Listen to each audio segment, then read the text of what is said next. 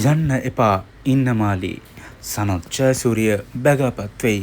ඉතින් අපි දන්නවා ශ්‍රී ලංකා කණ්ඩායමේ කන්සල්ටන්ට් ෆාස්ට් බෝලිං කෝච් විදියට ලසිත් මාලිංගව පසුගිය දිනකදී පත් කළා. මේ කොන්ට්‍රැක්ට් එක මාසෙකට තමයි වළංගු වෙලා තියෙන්නේ. ඒ කියන්නේ දෙසැම්බර් 15 ඉඳන් ජනවාරි 25 වගේ වෙනකම් තමයි මේ කොන්ට්‍රැක්ට් එක සයින් කරලා තියෙන්නේ.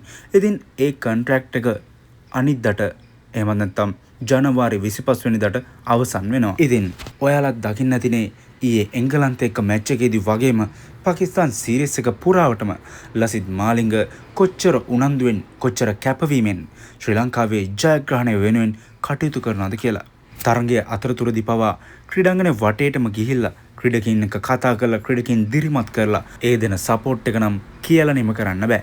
ඉතින් කොහොම හරි ශ්‍රී ලංකා ක්‍රිකට් එකෙන් සහ අපේ හෙඩ් කෝච් සනත් ජයසූරිය ලසිත් මාලිංගගෙන් ඉල්ලීමක් කරලා තියෙනවා කියනවා. අනිද්දාන් ඉවර වෙන කොන්ට්‍රැක්ට් එක තවත් එක්ස්ටෙන්ඩ් කරලා T20 World Cup එක ඉවර වෙනකම්ම ශ්‍රී ලංකා කණ්ඩායමේ කන්සල්ටන්ට් ෆාස්ට් බෝලිං කෝච් විදියට ශ්‍රී ලංකා කණ්ඩායමත් එක්ක දිගටම ඉන්න කියලා. ඉතින් අපි බලන් ඉමු මේ පිළිබඳව ලසිත් මාලිංගගෙන් සුබවාදී පිළිතුරක් ලැබෙන තුරු. මේ පිළිබඳව ඔයාලා මොකද හිතන්නේ? ඔයාලගේ අදහසුත් පහලින් කමෙන්ට් කරගෙන යන්න. තමත් අපිව සබ්ස්ක්‍රයිබ් කරලා නැත්නම් තමත් අපිව ෆලෝ කරලා නැත්නම් දැන්ම අපිත් එක්ක එකතු වන්න.